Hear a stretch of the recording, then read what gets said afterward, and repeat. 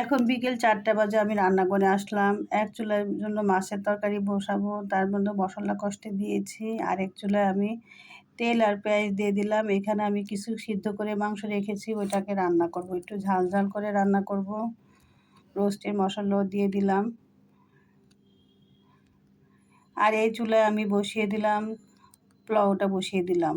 যেহেতু আজকের ইফতারিতে পোলাও আর মুরগির মাংস খাবে, এখানে আমি আমাদের ৪ জনের পরিমাণে চালটা নিয়েছি এবং চালটা ভাজা হয়ে গেছে, আমি পানিটা দিয়ে দিলাম। এদিকে আমার মুরগির মাংসটা কষানো হয়ে গেছে, এখানেও পরিমাণ মতো পানি দিয়ে দিব।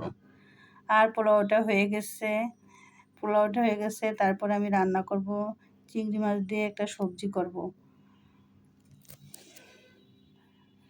ইফতারের সময় আমার একটা সবজি সবসময় রাখি।